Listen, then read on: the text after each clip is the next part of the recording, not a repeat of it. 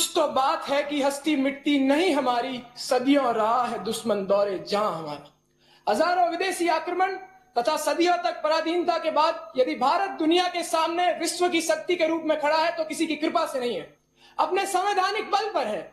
हमने प्रगति की है, हमने विकास किया है। चाहे प्रथम संविधान संशोधन से अभिव्यक्ति की आजादी देना हो, चाहे धर्मनिरपेक्षता, समाजवाद, अखंडवाद को संविधान की प्रस्तावना में शामिल करना हो, चाहे आर्थिक रूप से पिछड़े सामान्य वर्ग को आरक्षण देना हो, चाहे 73वें तथा 74वें संशोधन से पंचायती राज को लागू करना हो, चाहे महिला आरक्षण देना हो, नौकरी से लेकर संसद तक।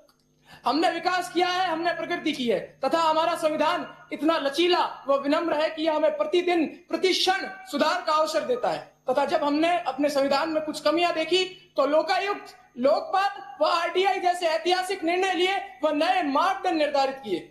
जब बीते दशकों में आया राम गया राम की राजनीति बढ़ी, जब राजनीतिक नेता केवल व्यक्तिगत लाभ के लिए दल बदले, तब हमने 1985 में 52वें संविधान संशोधन के तहत दल बदल विरोधी कानून लागू किया, जिससे संसद की कार्यवाही भंग न हो, सदन बीच के सत्र में भंग न हो तथा हमारा भारत का संविधान मानवता में विश्वास करता है। यह मानवता के मूल्यों पर आधारित है तथा हमारा संविधान हमें वो सारे मौलिक अधिकार देता है जो एक विकसित राष्ट्र के विकसित नागरिक के पास होना चाहिए।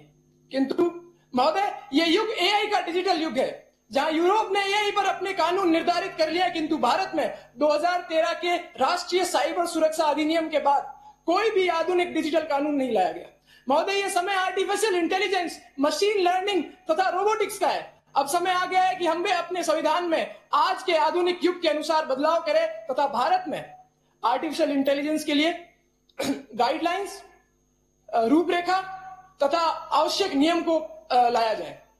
महोदय, एक ओर हम विश्व की 5वीं सबसे बड़ी अर्थव्यवस्था की ओर अग्रसर है, दूसरी ओर हमारे ही देश के अंदर भुखमरी चरम सीमा पर है। एक ओर हमारी महिलाएं अंतरिक्ष में जा रही हैं, दूसरी ओर हमारी महिलाएं अपने ही घर में असुरक्षित हैं।